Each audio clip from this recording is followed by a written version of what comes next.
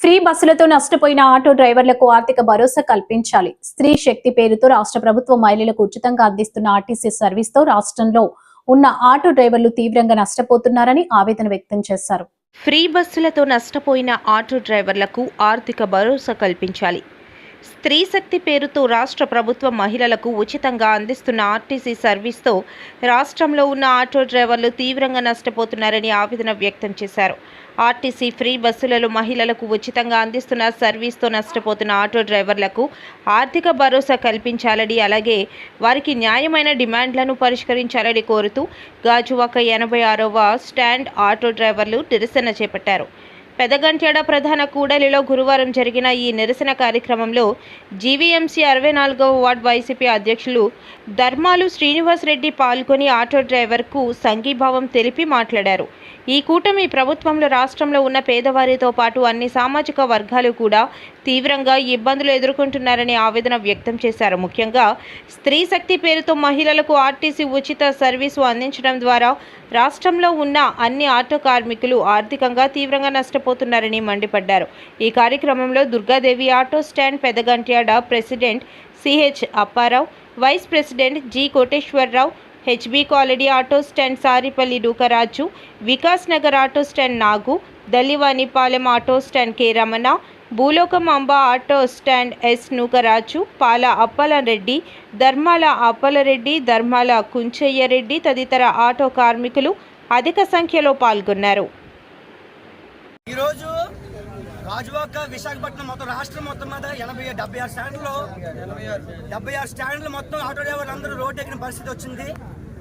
ప్రభుత్వం నుండి ఎటువంటి ఉపాధి లేకపోవడం వల్ల ప్రతి ఒక్కరు కూడా ఇంజనీరింగ్ చదివిన కుర్రోళ్ళు కూడా ఈరోజు ప్రతి ఒక్కరు ఆటో డ్రైవర్ వేసిన ఆటోలు నడిపించే పరిస్థితి రోడ్డు మీద ఉంది. అలాంటిది మళ్ళీ ఇప్పుడు ప్రభుత్వం నుండి ఉచిత బస్సులు పెట్టడం వల్ల మరింత ఉపాధి కోల్పోయి ఆటో డ్రైవర్లు ఈరోజు ప్రతి ఒక్కరు కూడా జీవనోపాధి కుటుంబంతో పాటు రోడ్డు ఎక్కే పరిస్థితి ఏర్పడింది. అందువల్ల ఈరోజు ఆగస్టు 28న 76 స్టాండ్లు కూడా రోడ్డు ఎక్కిపోయి నిరసన తెలియజేస్తున్నారు. ప్రతి ఒక్కరు కూడా జీవనోపాధి లేక ఉపాధి కోల్పోయి జీవనోపాధి లేక కుటుంబంతో పాటు రోడ్డు ఎక్కిన పరిస్థితి వచ్చిందంటే ప్రభుత్వం నుంచి ఎటువంటి హామీ లేకుండా ఎటువంటి ఉపాధి లేకపోవడం వల్లనే. కానీ ప్రభుత్వం దీన్ని పట్టించుకోకుండా మళ్ళీ దీనికి ప్రభుత్వం ఉచిత బస్సులు పెట్టి మరింత మా పట్టును కొడుతుంది, మా కడుపు కొడుతుంది. ఇది ఏమాత్రం సమంజసం కాదని చెప్పేసి ప్రభుత్వం వారిని మేము కోరుకుంటున్నాము.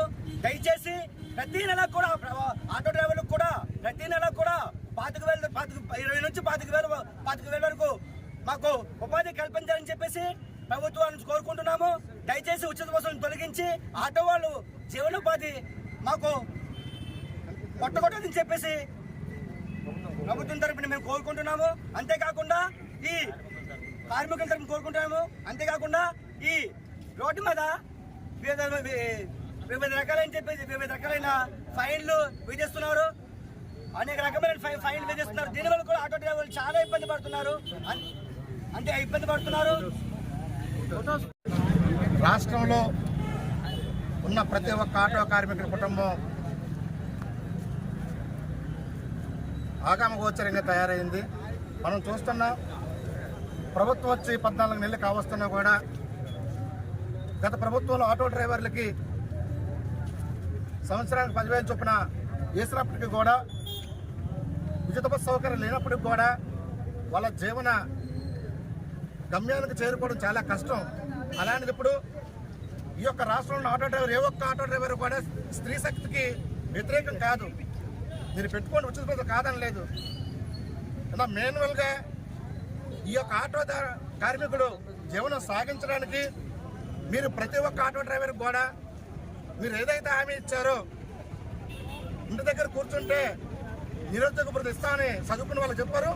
అలాగే ఆటో డ్రైవర్లు కూడా నెలకి వాళ్ళు అడిగినట్లు 20,000 25,000 కాకుండా మీరు ఒక తారీఫుని తయారు చేసుకొని ప్రతి ఒక్క ఆటో డ్రైవర్ కూడా నెలకి వాళ్ళ జీవనానికి సరిపోయే విధంగా వాళ్ళ అకౌంట్లో వేయాలి. అదేవిధంగా రోడ్డు మీద గతంలో కేసులు ఉండేవి కాదు, ఇప్పుడు అనేకమైన కేసులు. 5:30కి పోలీసులు రోడ్డు మీదకి వచ్చేసి ఆటో డ్రైవర్లు భయభ్రాంతులు చేస్తున్నారు. ఇన్సూరెన్స్ లేదని, టికెట్లు ఎక్కువని వాళ్ళు ఎలా జీవనం సాధిస్తారు? అలాగే అడిగే గొంతుని నొక్కాలని ఈ ప్రభుత్వం చూస్తుంది. భయభ్రాంతులు గురి చేస్తుంది. అలాంటి భయాలకి భయపడే ఆటో కార్మికులు కాదు. ఇప్పటికైనా ఈ ప్రభుత్వం కళ్ళు తెరిచి ఏదైతే మీరు హామీ ఇచ్చారో హామీలన్నీ కూడా నెరవేర్చాలి. రాష్ట్రంలో ఉన్న ప్రతి ఆటో కార్మికుని జీవితానికి సరిపడా సౌకర్యాన్ని మీరు కల్పించాలి.